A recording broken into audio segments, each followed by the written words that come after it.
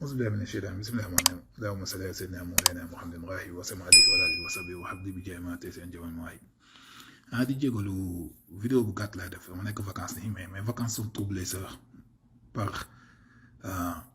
benn mécontentement bu mu am si ce peuple sénégalais la te li si njëkk muy li koy alimenté moom mooy waa Pastef ak Sonko yéen waa Pastef ak Sonko Macky Sall il est en train de vous endormir et d'endormir le peuple sénégalais il est en train de nous dévier de nos prérogatives ak li nga xam ne moom moo doon suñu priorité dafa am fi ñu toll nii des négociations importantes yoo xam ne depuis bi nga xam ne première présidente de l'Union européenne ñëwoon na fi ñu wax ko jàll si Macron fa lañ jëm moom mooy fi ñu toll nii une alternative au gaz russe et au pétrole russe là cette alternative là le Sénégal fait partie des enjeux yi nga xam ne européens yi fa lañ bëgg orienter cette alternative là bu ñu ji xoolee Algérie mënatu leen jox gaz parce que fi ñu toll nii sa demande intérieure ak demande des pays comme l'Égypte ak yenn dëkk yi ça dépasse de loin que ñoom li ñu mënoon fournir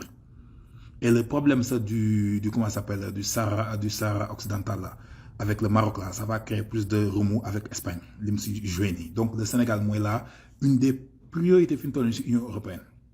donc man ce que j'avertis yéen waa Pastef ak opposition bi s'il vous plaît surtout journalistes sénégalais yi surtout vous ces journalistes sénégalais là mais yéen nit ngeen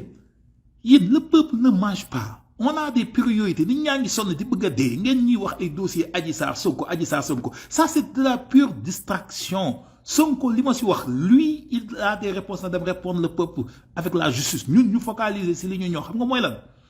mooy dette publique yi dette internationale yi ñu yor nii fi mu toll nii y a une technique que la coopération française et les Européens ont commencé à faire c'est ce qui s'est passé avec le Kenya et la Chine. Ils vont faciliter Macky Sall les emprunts à l'international.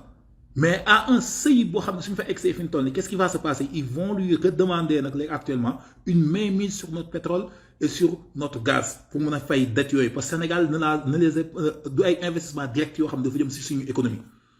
Deuxième chose, le fichier électoral, nous avons une élection législative. Au lieu de nous focaliser sur l'élection législative, nous avons fait Adji Sarr Sonko. Adji Sarr Sonko mais loolu ba njëriñ lañ amal yéen journalistes yi loolu lan la mën a yokk ban valeur ajoutée la mën a yokk si suñu société suñu paree si loolu y a une inflation galopante au niveau international sur toutes les denrées de première nécessité et sur tous les produits pétroliers et cette inflation là y aura des impacts collatéraux sur le quotidien des Sénégalais c'est sur le prix de notre gaz et le prix de l'exploitation de notre pétrole est-ce que léegi am na ñu si poser question di laate léegi fi ñu toll nii nos premiers barils de gaz et nos premiers barils de pétrole et nos premiers mètres cubes de gaz lan mooy les contrats nous liant avec ces pays acheteurs comme les Européens Total moo si teg loxoom ak BP te ils vont l'exporter en Europe est-ce que les dessous loolu fi ñu toll nii ñu ngi siy focaliser en 2016 bi ñu commencé terre bi vidéo bi ñu si njëkk a def si Sénégalais man maa si bokk ñu si njëkk a def vidéo li ma leen si waxoon mooy tous ces emprunts là à coût de 1000 milliards de CFA à coût de presque de milliards d'euros c'est la technique chinoise bi ñuy def ba jël mainmise si pooru Kenya bi Mombasa la xaw ma pooru Kenya bi wala Nairobi ba imposer état Kenya bi ñu ñooy gérer seen port pendant des années c'est la même technique qu'ils sont en train de faire avec nous jóge nañu wax naa leen fi léegi inflation bi problème frontière ak malien bi le Mali est le premier producteur africain, le premier producteur africain de coton et le troisième producteur mondial de coton. Actuellement, ces exportations, 950 000 tonnes de coton, nous avons exporté à travers les ports. Combien de camions de 50 tonnes ou de 40 tonnes nous avons ligué? Combien d'essentiels nous avons am sen khalis? Combien d'apprentis nous avons am? Combien de restaurants nous avons entre Tronçon, Bamako, Dakar? ñaata docker ñoo si waroon a liggéey si déchargement yi ak si loolu yëpp si def ko si ay bateau si ay conteneurs pour exporter ko loolu yëpp c'est des priorités yoo xam ne on doit y réfléchir le Ramadan mi ngi ñëw weeru koor baa ngi ñëw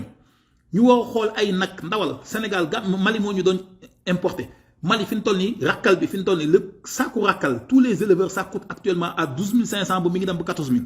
saaku rakkal 12 500 lay jar saaku rakkal 12 500 lay jar fi ñu toll nii. te mi ngi daan jar 7 500 il y a une inflation de 5 000 francs CFA plus de 75% sur le prix son de blé toutes ces réalités ñun ñu wax ci taxaw focaliser ñu ngi jëm fi ñu toll ci hivernage. Dans moins de 3 mois on fera face à l'hivernage. Le problème de l'assainissement on doit en parler hein. Tous ces problèmes ñu wax ci focaliser journalistes yi amuñu dem ba toog ak Sonko amuñu dem ba dem toog wax ak opposition yi ay Khalifa Sall ak ñenn waxawaleen ci wax joo xam ne moom mooy les réalités yi nga xam ne la demande sociale sénégalaise moom la ñu war a imposer ñu wax ak tànk ak gouvernement bi càmbat ko ñu nekk ci détails boy Sonko yi perdre tout leur temps ci daggasante ci Facebook bi nañu ba loolu focaliser xam ni on a une obligation morale envers les générations futures à être présent et en constante alerte pour défendre les intérêts de notre nation. Regardez actuellement Macky Sall, tous les Sénégalais qui ont fait des demandes de terres agricoles, les émigrés pour revenir au Sénégal, ils ont bloqué ça et ça passe par les préfets et les gouverneurs de Macky Sall qui sont élus par Macky Sall. Alors que les étrangers actuellement, je veux vous décompter plus de 30 000 hectares yoo xam ne jox na ko ay Espagnols, ay Marocains, ay Libanais, ay Italiens, ay Chinois, ay Indiens. Bientôt on va devenir des étrangers chez nous. Au lieu de focaliser sur les lois à introduire pour les prochaines élections législatives, la criminalisation de l'homosexualité, la nationalisation de nos terres agricoles, Adji Sarr Sonko. Dama ni Sonko li mu war a def moom na ko dem defi doon as gor tuuma du ko nangu fanaanoo ba ñuy doon gor ñun duñ fanaanoo nañu ba waxu ay Sonko yooyu Adji Sarr te focaliser ci Macky Sall mooy Macky Sall qui la dette publique là qui est en train di yokk Abdoulaye Wade alerté nañu ci mooy coopération française l'octroi des marchés un marché de 88 milliards CFA il a donné à des entreprises françaises alors qu'il y a des entreprises locales et d'autres qui peuvent faire ces travaux là c'est des travaux urbains hein? On a l'expertise on a l'équipement on a la main-d'œuvre léegi yéen ngeen bàyyi tout li ma leen cité yëpp di focaliser di gën a gaaw les gens qui habitent sur la petite côte am na benn mbokk taal bi ma si waxoon dem am na yenn mbokk taal bi ma si waxoon dem nit mënatul lekk jën Sénégal et actuellement l'Union européenne li tax muy martaatu Macky Sall chaque jour ñu fay daw di yónnante mel na def ko seen yàlla 10 000 tonnes de morue yi ak 1500 tonnes dama ne la 1500 tonnes de thon yi mu jël jox ko Union européenne te bokkul ak 10 000 tonnes yi rek liñ ko si fay li ko si Union européenne fay 1500 tonnes yooyu su ko jaayaan dina ko si mën a multiplier par 10 fois li ko Union européenne fay te li ko Union européenne fay si 11 000 tonnes yëpp la yooyu ngeen wax ko renégocier xoolaat loolu ngeen may wax ay waxu ay affaire Adji Sarr Sonko ah bëgg démb tam bu coupe bi ñëwee coupe moins de 3 kilos de 3 kilos d'or 3 kilos d'or moins de 3 kilos d'or suñ ko séddale woon waa Parcelles duñ ci mën a dund 1 mois ngeen topp si 4 millions de personnes génn parce que c'est une fierté sénégalaise mais actuellement seen mburu mi ngeen war a lekk suba blé bi fa xam ngeen ban alternative la Macky Sall jël fan la ban pays moo ko koy jox ah l'inflation pour ñuy def élevage yu poussin production avicole l'inflation du produit sur les aliments de poussin là des poulets là sac bi bu coûté 13 000 egg day dem ba 16 000 17 000 xaalis boobu ça va répercuter sur qui sur le consommateur parce que les prix fi ñu toll weeru koor bi ginaar yëpp day yokk toutes ces réalités ngeen wax ci focaliser journalistes yi wax ci jaar yéen journalistes yi dañ leen di endormir pays boo xam ne Polish Ouzin Keïta Adji Sarr mais nit ñi tekkiwul dara seen day tekkiwul ñu dara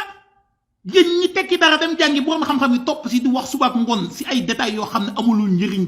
personne mais gars yi yeewu leen bàyyi leen oisiveté bi ngeen focaliser sur votre futur. Votre présent est déjà sacrifié mais le futur de vos enfants là préparez-vous sur ce combat. C'est ce combat Macky Sall il est en train de vous distraire avec ce dossier. Focalisons sur les réalités. Muy yi nga xam ne mooy inflation bi nga xam ne on va faire face à une flambée des prix des denrées sur toute l'Afrique te actuellement avec une collaboration panafricaine mun nañu pallier à ça suñu gaz bi cette inflation ça va répercuter sur le prix du baril. Est-ce que les contrats signés avec BP ak France ak Total seront révisés par rapport à ce prix hein? Détails yi ngeen wax yépp priorité yi focaliser li nga foofu te bàyyi wax ji moom Sonko li ma ko wax na la ko leer li mu war a répondre dina ko répondre di Sénégalais yi xam ki mu doon Adji Sarr ñu xam ki mu doon mais pour l'instant fichier électoral bi octroi marché public bi dette publique yi dette internationale bi inflation bi si am le contrôle des frontières la guerre en Casamance actuellement non valeur Jambar en passant je leur témoigne comment s'appelle je leur témoigne mon amour et ma fierté d'être derrière cette armée. Ils sont en train de nous défendre en Casamance de se battre contre le MFDC. Qu'est-ce qu'on est en train de faire? Di parloter Adji Sarr Sonko te lépp lu ko dajale ay journalistes ay Binta Diallo génn di wax c'est des détails. Un pays boo xam ne ay nit ñu am xam-xam ñi ngi fa ay nit ñu éveillé ay nit ñu nité duñu perdre seen temps si détails yu ñàkk fayda grand place yooyu ngeen jégal sama baat bi lu mu ko yëkkati ñun dañu nuroog ñun duñu ay góor dafa mel ne duñu ay góor dafa mel ne duñu ay nit yu am benn fierté intellectuelle c'est ay détails rek ay détails yu ñàkk fayda rek ñu ñuy nelawal. Allez vous inscrire. Nous def marche pour inflation de ces prix. Nous mettre la pression sur Macky Sall,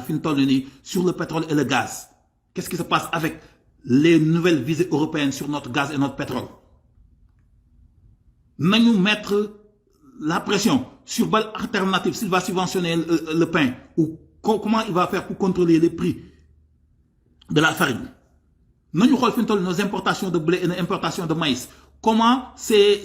agro-business, entreprises agro-business comme Sedima, comment ils sont en train de sucer le sang des entrepreneurs avicoles.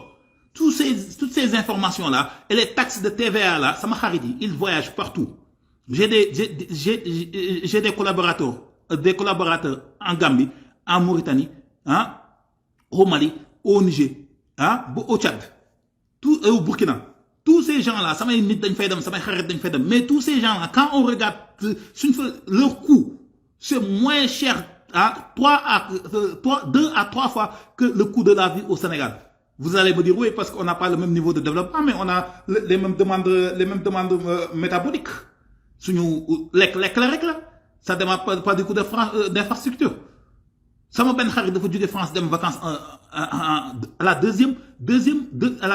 puissance économique de l'Afrique, l'Afrique du Sud. Aujourd'hui, si comment ça fait Afrique du Sud développer au Sénégal? Parce qu'on a un État qui nous oppresse. S'il vous plaît, les amis, s'il vous plaît, les frères, les compatriotes, le temps est à l'engagement patriotique. C'est basé sur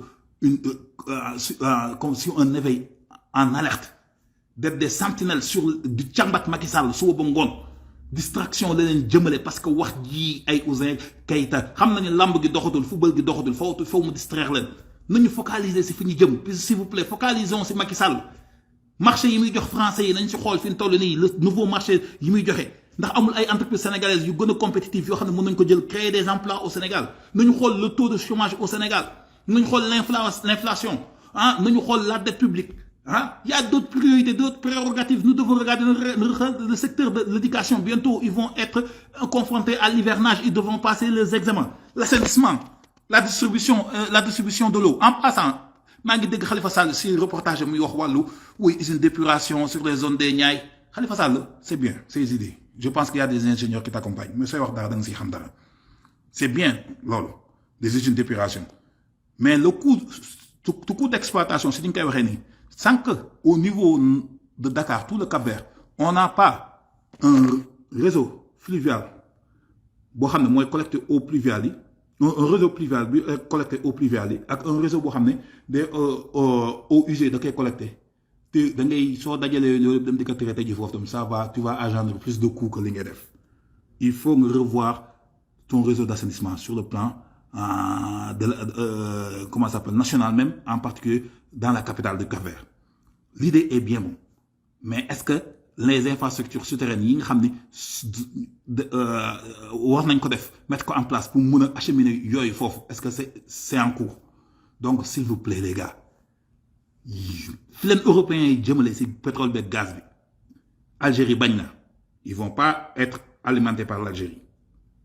Et le dossier espagnol et marocain et le Sahara occidental, ça va créer plus de refus des Algériens. Russie, ils ont des problèmes là-bas. La seule alternative, moi, la Norvège et le Sénégal, moi, il faut focaliser sur le pétrole et le gaz. Le fichier électoral là, foofu ngeen war a focaliser inflation bi foofu ngeen war a focaliser suñu frontière bi ubbi frontière avec les Maliens foofu ngeen war a focaliser suñu jàmbaar yi di daanu di dee fële le renseignement militaire pourquoi pendant des années ils sont derrière Salif Sadio ils ne peuvent pas mettre la main dessus foofu la ñu war a focaliser est-ce que nga foofu ko fi ñu toll nii la dette publique foofu la ñu war a focaliser la dette intérieure foofu la ñu war a focaliser ak dette internationale bi foofu la ñu war a focaliser pas sur ces détails maa ngi jégalu nag du ma ko guddal dama la ma bëgg a leeral loolu rek jaa ngeen jëf xew